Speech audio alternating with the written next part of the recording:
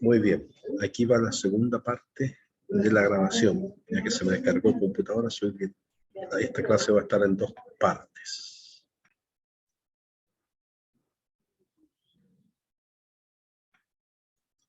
Entonces, sigamos. Génesis 37, del 12 al 36, la primera parte del 12 al 17 nos dice cómo José va en busca de sus hermanos por la orden de su papá.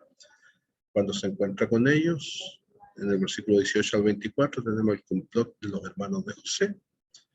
Del 25 al 28 José es vendido como esclavo. Y del 29 al 36 cuando le lleva la noticia a Jacob de que encontraron la ropa de José toda desgarrada y además con sangre. Por lo tanto, Jacob piensa que su hijo lo mató alguna fiera y por lo tanto llora a José. Entonces, aquí lo tenemos ya en detalle. José es comisionado por su padre Jacob. Aquí está la historia con el mapa. Cuando ellos estaban en Siquem, de Siquem va a encontrar a su hermano Adotam, que le pasan el dato que allá estaba.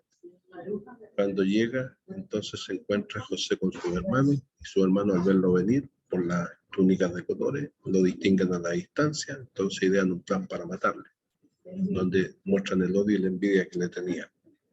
¿Ya? El soñador viene, matémoslo. Es lo que presumen los hermanos de José. Cuando llega, finalmente, mientras deciden cómo matarlo, lo meten en un pozo, en una cisterna, hasta que uno de sus hermanos intercede por él. Y le dice, ¿para qué lo vamos a matar? Mejor vendámoslo como esclavo. Justo venían los ismaelitas, una tribu de esas nómadas del desierto, que iba a Egipto y se lo vende. Y José es vendido como esclavo por su hermano, por 20 piezas de plata. Le quitan la túnica, la rompen y la llenan de sangre y se la llevan a su padre Jacob para engañarlo. Es mostrada a su padre reconoce que era la túnica de su hijo José.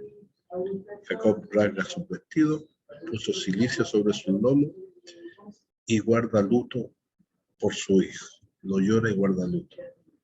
En el versículo 36 dice, los madianitas lo vendieron en Egipto a Potifar, quien era oficial de Faraón y capitán de la guardia.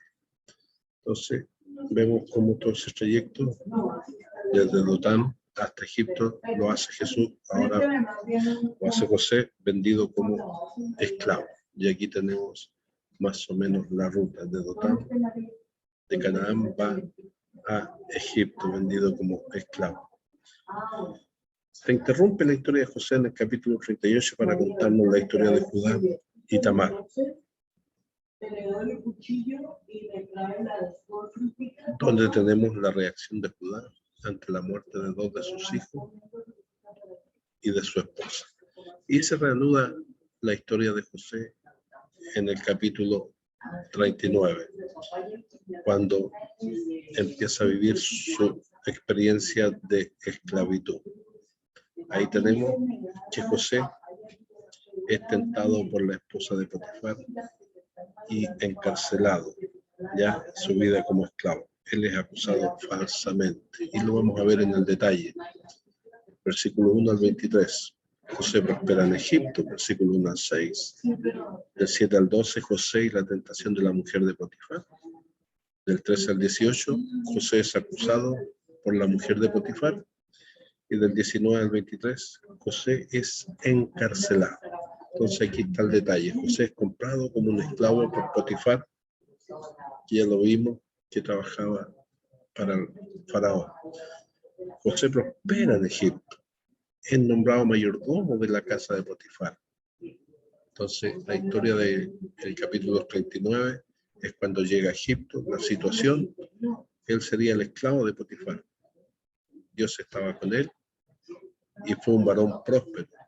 Halló gracia delante de los ojos de su amo. Versículo 2, versículo 3, versículo 5, 21 y 23. El problema es que la mujer de Potifar trató de seducirlo por mucho tiempo, según el versículo 7 y el versículo 10. Y el desenlace, José se mantuvo firme, resistió la tentación y huyó de la mujer impía. Por lo tanto, este solo hecho llega a mostrarnos que José es un ejemplo de moralidad ante la tentación. Cómo mantenerse fiel a Dios ante la tentación. La mujer de Potifar tienta a José. José resiste la tentación. Ya, entonces aquí, como nos muestra esta diapositiva, cuando hay tentación, se nos prenden lucitas rojas. Por eso el Nuevo Testamento dice que si la tentación no la podemos soportar, sale mejor huir de la tentación, tal como lo hizo José, que huye de la esposa de Potifar. La integridad de José queda reflejada en estos versículos, del 11 al 17, cuando huye de la tentación. Las tentaciones alejan al creyente de Dios, por eso debe estar siempre atento. ¿Ya? Él echa mano a dos armas, la divina y la humana. ¿Ya? La divina es la ayuda de Dios y la humana, que es la propia de él, es huir de la tentación. La mujer acusa a José de que intento de violación y es acusado ante Potifar. Y las consecuencias de esto es que es llevado a la cárcel, según lo dice el versículo 20. Pero ¿qué hace Dios con José en la cárcel? Dios lo protege y a su vez lo prospera. Calumniado en casa de Potifar, es llevado a la cárcel, donde Jehová estaba con José. Eso lo dice varias veces, por ejemplo, versículos 21 y 22. Dios en ese lugar sigue bendiciéndole. Génesis 40 dice que dos presos importantes que trabajan con Faraón son enviados a la cárcel. El copero por un lado, el panadero por otro lado. Allí aprendió de altos personajes encarcelados. Ambos tienen un sueño. José lo interpreta cada uno y el sueño se cumple. José le había pedido al copero del rey que se acordara de él cuando esté ante Faraón para interceder. Salió de la cárcel y restableció en su puesto. Al jefe de los coperos se le olvidó. Entonces, esta habilidad que tiene de interpretar los sueños fue el medio para llegar a Faraón.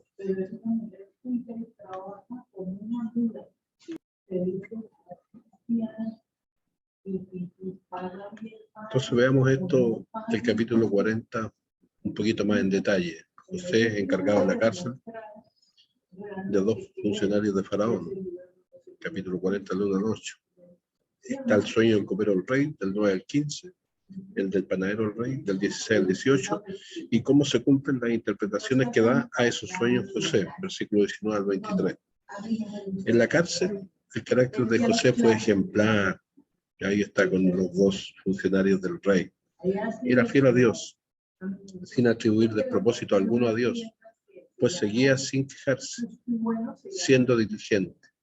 Siendo ya líder, tenía la actitud de siervo, versículo 4. Era considerado por los demás, versículo 6 al 7. Y dependía de Dios y daba la gloria a él, en el versículo 8. El castigo en la cárcel para el jefe de los coperos y el jefe de los panaderos de Faraón hace que se ponga en contacto con gente cercana a Faraón. Entonces ahí estaban en la cárcel, cayeron en desgracia el jefe de los panaderos y el jefe de los coperos.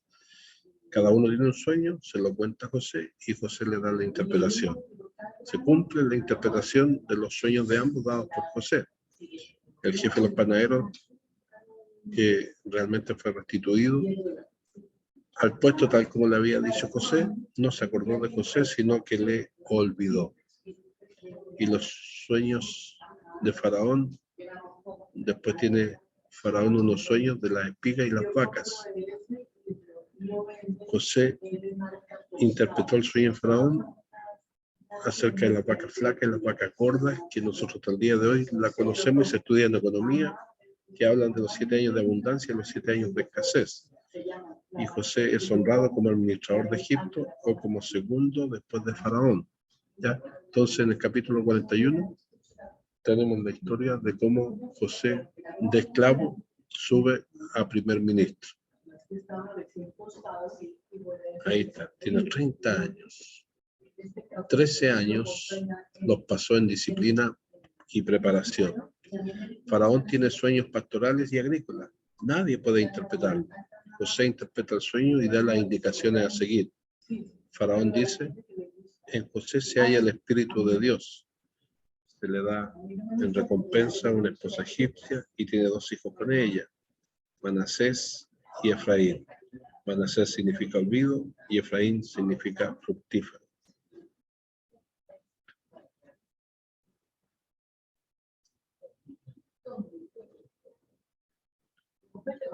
El nombre de sus hijos muestran que ya a esta altura no había rencor en el corazón de José, porque dice que su primer hijo se llama Manasés, que significa olvido de la situación que le había tocado vivir con sus hermanos y con su familia.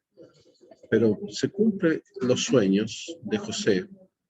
Vienen los 7 años de abundancia, pero después vienen los 7 años de escasez. Y cuando hay escasez, eso afecta a Canaán, y de Canaán, Jacob manda a sus hijos a comprar alimentos y trigo a Egipto.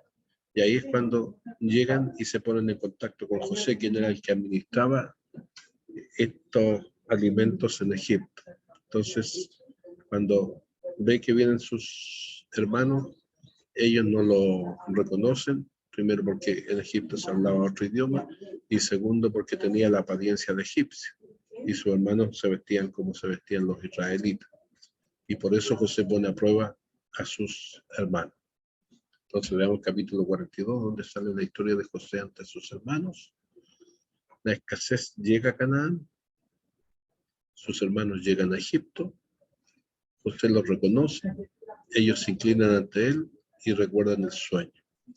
Los trata duramente, ya que querían probarlo para ver si se habían arrepentido del crimen. Su padre y hermano menor estaban vivos. Retienen a Simeón por alimento.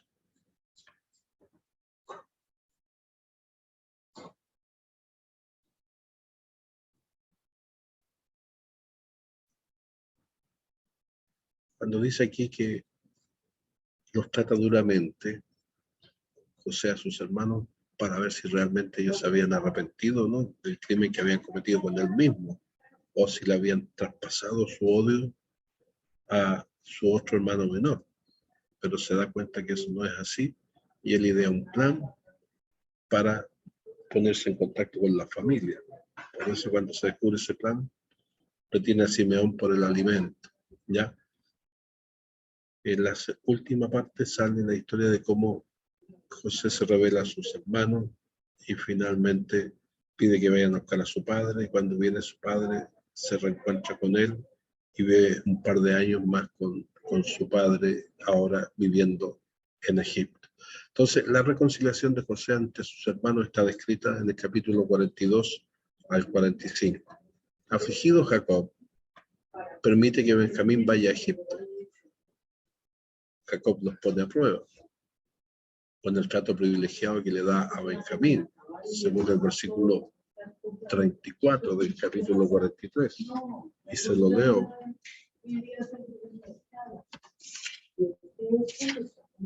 Dice el capítulo 43, versículo 34. Y José tomó viandas de delante de sí para ellos, más la porción de Benjamín era 5 veces mayor que la de cualquiera de ellos, y bebieron y se alegraron con él. O sea, ya no tenían envidia de su hermano. Hace parecer a Benjamín como un ladrón. Después en el plan, cuando pone el dinero y la copa en el saco de Benjamín, cuando ellos se van.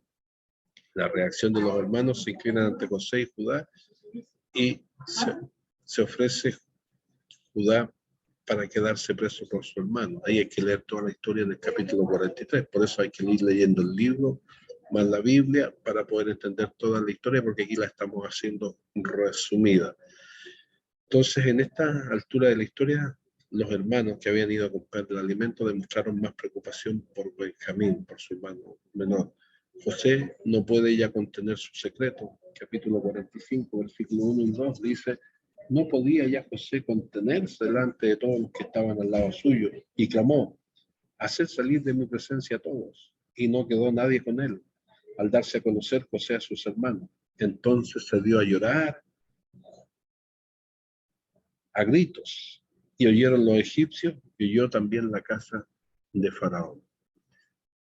Entonces aquí, ya en el versículo 5 al 8, José explica la idea central o el propósito de su llegada a Egipto.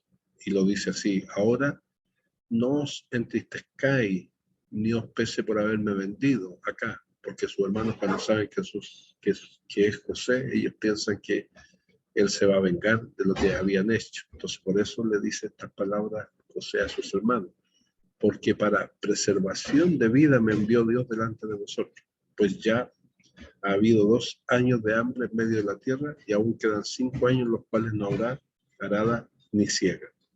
Y Dios me envió delante de vosotros para preservaros posterioridad sobre la tierra y daros vida por medio de gran liberación. Así pues, no me enviasteis acá vosotros, sino Dios, que me ha puesto por padre de Faraón y por señor de toda su casa, por gobernador de toda su casa. Rasgos del carácter de José al reencontrarse con su hermano. Primero, dominio propio. Él esperó revelarse a su hermano en su momento, hasta ver arrepentimiento. Confió también en la providencia de Dios. Providencia son palabras, 2 palabras: videre, que significa ver, y pro, que es antes. Entonces, Dios viendo antes, el cuidado divino, quiere decir el Dios que ve antes, cuida nuestras vidas. Y por eso la idea de esta palabra es que Dios prevé por adelantado. El diccionario Larousse define la providencia como la suprema sabiduría de Dios que dirige todas las cosas. Otro rasgo que vemos en José fue que fue una persona perdonadora. Aún después de la muerte de Jacob, 17 años después de que llegaron a Egipto, sus hermanos le rogaron misericordia en el capítulo 50, como ahí está extractado del versículo 18 y el 21. Y dice, porque los hermanos pensaron a esa altura de la historia, cuando muere su padre, que José ahora sí que se va a vengar de nosotros, ahora que nuestro papá no está vivo, sino que está muerto. Pero José le dijo a sus hermanos: no temáis, ¿acaso estoy yo en lugar de Dios? Vosotros pensaste mal contra mí, mas Dios lo encaminó para bien, para hacer lo que vemos hoy, para mantener en vida a mucho pueblo. Así los consoló y les habló al corazón. La importancia de José, la historia de estos capítulos del 37 al 50. José fue el eslabón entre la vida nómada de los hebreos en Canaán y su vida sedentaria en Egipto, instrumentos para preservar a su pueblo en Egipto.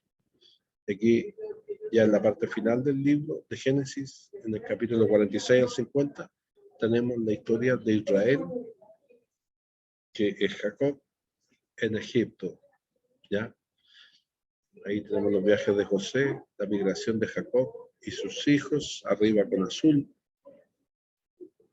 y línea completa y con flechita, después la línea punteada es migración de los hijos del pastoreo, el amarillo es el viaje de José como cautivo hasta llegar a Egipto, y en línea roja los viajes de los hermanos de José.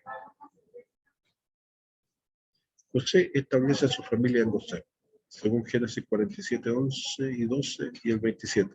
¿Por qué ubicaría José a su familia en Gosén? En Gosén, ¿qué ventajas tenía ese lugar? ¿Qué razones tenían los egipcios para no presentar objeción a la ocupación de Gosén? ¿Cómo usó José su influencia para ayudar a su familia? ¿Por qué razón trajo Dios a José a Egipto? ¿Qué razones pudo tener Dios para traer a Israel a Gosén y no dejarlo en Canaán? Entonces, Faraón, agradecido, entrega la tierra de Gosén, lugar rico, aislado e ideal para que los israelitas llevaran una vida separada, pues su trabajo de pastores los protegía de la influencia egipcia. En estos capítulos resalta Jacob.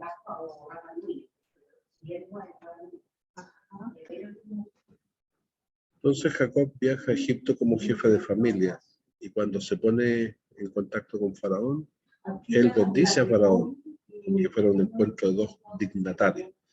Pregunta, ¿cuántos miembros de la familia de Jacob entraron a Egipto? ¿70 o 75? Eso va a ser pregunta del siguiente cuestionario que les voy a mandar yo para que contesten con la Biblia. ¿Qué lecciones aprendimos de José? Primero, la pureza personal. Dios utiliza instrumentos limpios que deseen llevar una vida pura. Pero también aprendemos la prosperidad. En los negocios es posible para el siervo fiel de Dios. Dios prosperó a José en todo lo que él hacía. Otra lección es la importancia de cuidar a nuestros padres. Acuérdense que José mandó a buscar a su padre y lo cuidó hasta que falleció. También tomar la cruz y obtener la corona, porque hay que enfrentar las dificultades que la vida tiene, pero sabiendo que si servimos a Dios, Dios tiene planes y propósitos para nosotros. La providencia. Toda su vida es una ilustración de la providencia. Los regalos de Dios vienen envueltos en el papel de la aflicción. Eso lo dice Watts. Si estás pasando por una providencia aflictiva, mira la vida de José para que entonces halles el consuelo necesario. La aplicación, ya en la parte final, José y su filosofía de vida, versículo 19 al 20. Por más que José haya adquirido prominencia política, reconoció que su vida era apenas un instrumento dentro de los planes de Dios. Hay dos cosas sobresalientes. Él declaró, no estaba en el lugar de Dios, sino que era un siervo de Dios.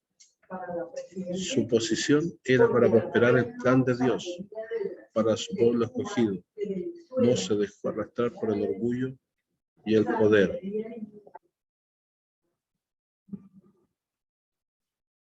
¿Qué pasó con la primogenitura? Entonces la vemos, la de Abraham vino para Isaac, de Isaac se transfirió a Jacob y Jacob se la pasó a Judá. ¿Por qué no a los tres primeros hijos, cuando la primogenitura era para el hijo mayor? Porque Rubén y Simeón habían sido ellos sanguinarios al vengar a su hermana Dina cuando fue violada, ¿ya? Y a Leví tampoco, porque él se metió con una de las mujeres de su padre. Entonces Judá recibió la primogenitura. Rubén la perdió por el pecado, Simeón y Leví por la violencia, perdón, ahí están los datos exactos, ¿ya? Y la bendición llega a Judá, pero la pierde por casarse con una cananea. José recibe una doble porción y estará representado por sus dos hijos, Efraín y Manasés. Ya en el capítulo 49 hay una bendición para cada uno de los hijos de José. Rubén, no serás el principal. Simeón y Leví, su ira fue dura. Versículos 5 al 7. Judá, te alabarán tus hermanos. Cachorro león, Judá, no será quitado el cetro de Judá hasta que venga Silo. Entonces será atado a la vid su pollino. Cristo llega a ser el león de Judá, o de la tribu de Judá. Ya es el león de la tribu de Judá. Zabulón en puerto de mar habitará, versículo 3. Isaacar significa hazlo fuerte. Dan juzgará a su pueblo.